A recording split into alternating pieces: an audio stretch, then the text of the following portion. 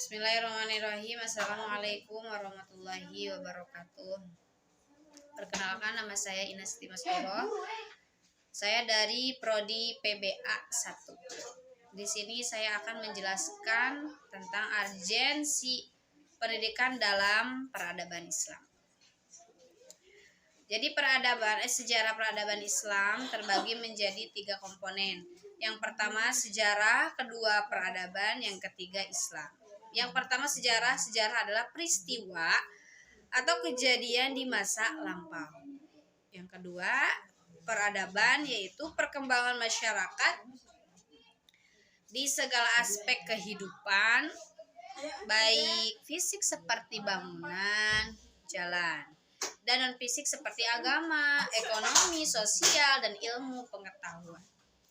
Jadi kalau digabung, pengertian sejarah peradaban Islam adalah kejadian di masa lampau tentang proses perkembangan di segala aspek kehidupan dari periode Nabi Muhammad SAW sampai sekarang ini.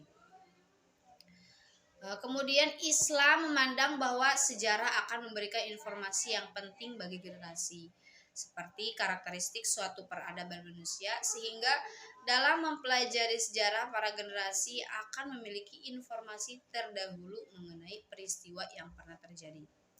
Karena itu keberadaan sejarah sangat urgent, penting gitu bagi generasi yang akan datang. Bahkan di dalam Al-Quran pun menyebutkan kepentingan untuk mempelajari sejarah, karena di dalam sejarah terdapat ibroh dari setiap peristiwa, sebagaimana tertulis di dalam Al-Quran surah Yusuf ayat 111, yang artinya sesungguhnya pada kisah-kisah mereka itu terdapat pengajaran bagi orang-orang yang mempunyai akal. Al-Quran itu bukanlah cerita yang dibuat-buat, akan tetapi membenarkan kitab-kitab yang sebelumnya dan menjelaskan segala sesuatu dan sebagai petunjuk dan rahmat bagi kaum yang beriman. Nah, oleh karena itu sejarah akan menjadi mata pelajaran yang penting untuk diajarkan kepada generasi dalam Islam.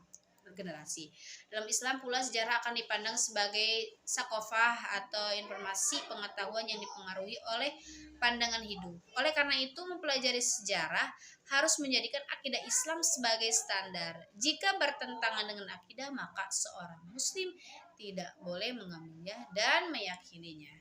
Begitu sebaliknya, jika tidak bertentangan dengan akidah, maka seorang muslim boleh mengambilnya dan meyakininya. Tidak ada larangan untuk mengenal suatu akidah atau pengetahuan lain yang bertentangan dengan akidah Islam dan menyimpang dari pemikiran-pemikiran yang terpancar dari akidah Islam untuk membantahnya, serta mengambil sikap yang sesuai dengan syara terhadapnya. Mungkin sekian penjelasan dari saya, kurang lebihnya mohon maaf. Wabillahi taufiq wal hidayah. Wassalamualaikum warahmatullahi wabarakatuh.